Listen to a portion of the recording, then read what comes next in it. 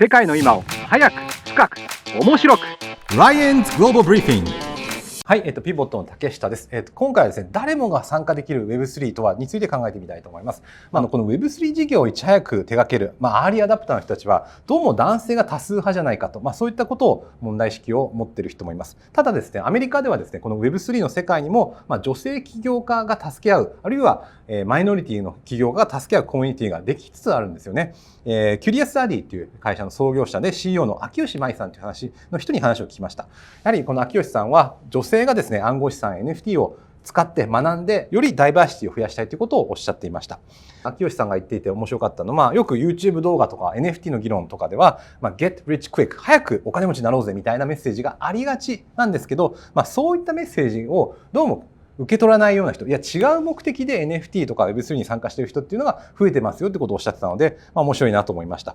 今日はですね、3つですね。1つは Web3 っていうのは本当に果たして一部のエリートやセレブのものなのか、相変わらず一部の人たちが Get rich quick ですね、早く取り入れて金持ちになってやろうと、そういった文化なのかということを考えたいです。で、2つ目は誰もが参加できる Web3 とは何か。そして3つ目は日本の可能性ですね。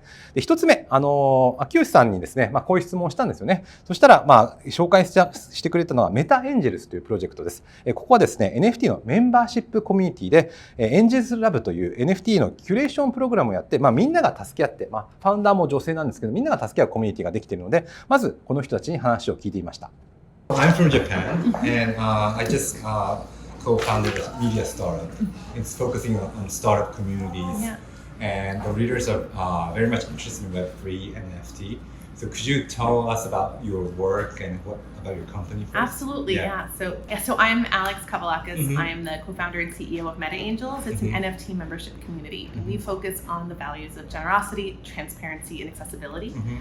We minted in February, and we have a 10,000-piece collection that is representative across all genders, across all race. And it's just really about how we find inclusion and representation in the space, but also connection. So the core of our community is what we call the wishing well, and members can go and ask for anything they might need. We've had people ask for advice on jobs or negotiation. People find co-founders for their projects, or ask for personal advice as well. And then other members of the community who are all generously minded, that's what brings us together, help each other out.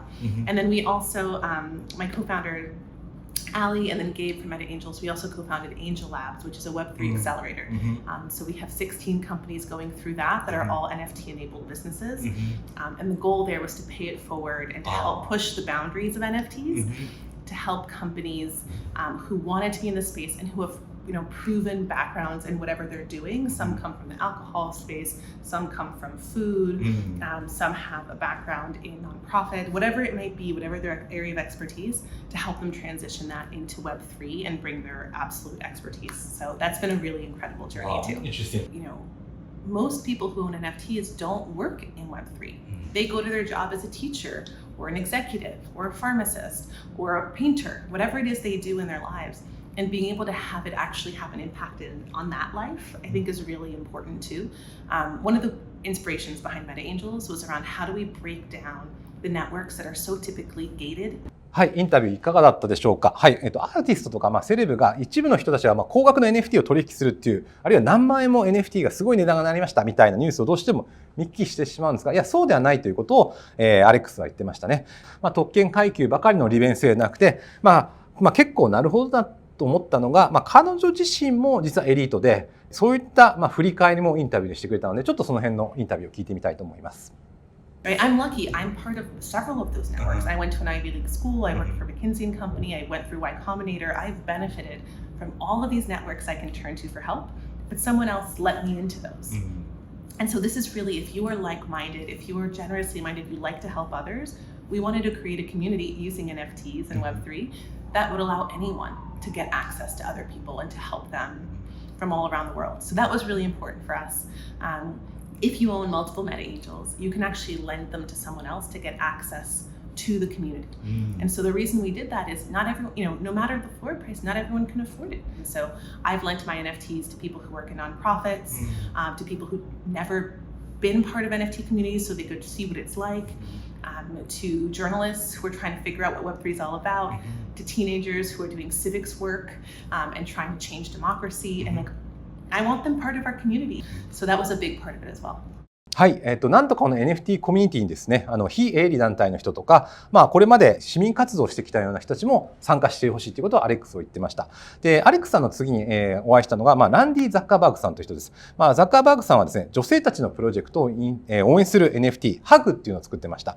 これ、ハグっていうコミュニティですよね。で、女性のファウンダーたちが中心となって、NFT のマーケティングのアドバイスなんかをするコミュニティだそうですね。このランディさんも日本に縁があるというか、日本の女性をホームステイで受け入れた経験もあるので、すごく日本のことを関心持ってるんですよね。どうしても NFT とか新しいウェブ文化っていうのは英語圏で議論が行われたりとか、面白かったのは英語のタイムゾーンですよね。アメリカの時間帯、日中の時間帯で行われているので時差がある日本人、ましてや言語の壁があるので参加しにくいということもあって、彼女もそこは気にしてたんですが、ハグコミュニティ、ジャパン版も作りたいみたいなことを言ってたんですけど、ザッカーバーグさんの思いを聞いて、彼女がどんなことを思っているのかをちょっと探ってみたいと思います。2番目のポイントですよね。誰もが参加できる Web3 とは何かというポイントです。Before Web3, the internet was supposed to be very diverse, but instead it was a very closed community for kind of elites, for techie people. Yes. How can you change that culture? Yes, I think there's a few ways. First, we're doing a lot of active work to bring more women into Web3. And so, we're sitting here filming this video today at a huge Women in Web3 event. Yes. I think we're making a lot of progress. 1 year ago, there would not have even been enough women in Web3 to put on an event. So there's a long way to go, but that's a great first start, is to make sure that we have that diversity. But second of all, I think we need to be really thoughtful about the words that we're using. Crypto has kind of its own vocabulary. It can be very intimidating. Right. So I think we need to just be really thoughtful. If we truly are going to realize the potential of crypto, that means that it needs to go mass market. Because until the masses come in, we won't see the volume and the dollars come into the space that needs to happen. So I get people that are early want to feel special and they want to feel like they were OGs, but we need to be more welcoming to everyone else if we're going to realize the potential of what we're all building. Right. How is it different from other NFT communities and other NFT services?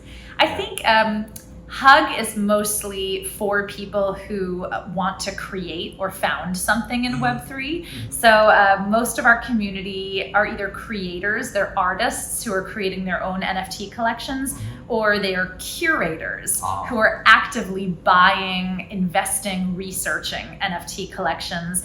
And so I think that's what makes our community really different, is that people aren't in our community to just flip JPEGs. They're in our community because they want to build their resume, they want to launch something of their own, or they really want to roll up their sleeves and actually do work in Web3. はい、いかがだったでしょうか。そして最後、日本について、ザッカーバーグさんは日本通というか、日本にも関心があるということだったので、最後はちょっと日本についても聞いてみました。How's Hug Japan? What's it like?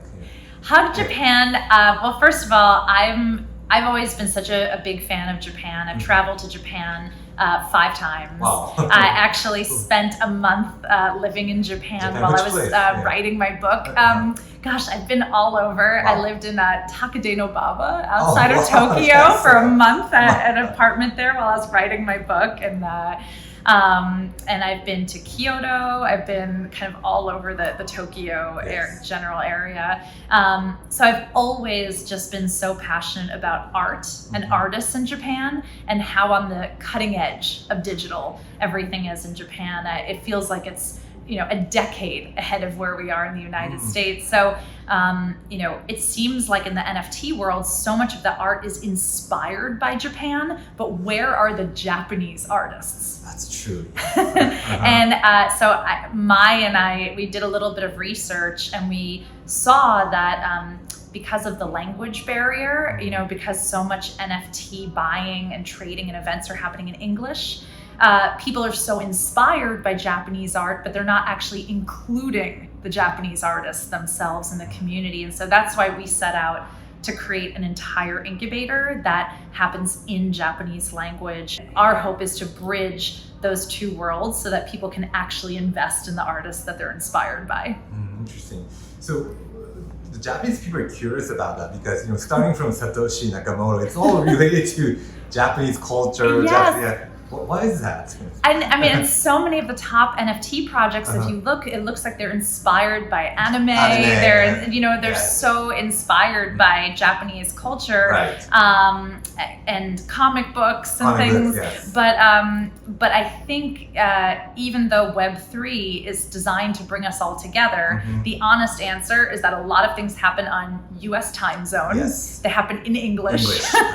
And the big events are happening in the United States for the most part. And so at the end of the day, even though Web3 is for everyone, it's not very inclusive if everything is happening in one time zone and one language. So that's something that my and our group hug team have just been thinking so much about, is how we can truly make Web3 more global. はい、やはりこのタイムゾーンの問題ですよね。どうしてもウェブ文化っていうのは英語圏でできてるし、今のところはアメリカで議論が進んでいるところもあるので、なかなかそこに参加できないということをおっしゃってたんですが、日本の可能性についても話していました。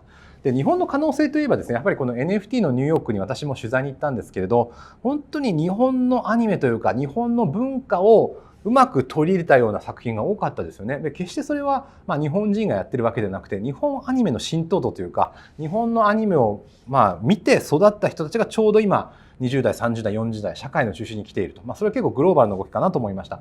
そのことについて、マイク・スンダさんというですね、広告関係のお仕事をしている人で、日本のコンテンツを海外に輸出するにはどうしたらいいのかということを詳しい方だったので、ちょっと日本と NFT 市場についてインタビューをしてみました。Do you think Japanese have potential for entering the NFT market? What do you think about?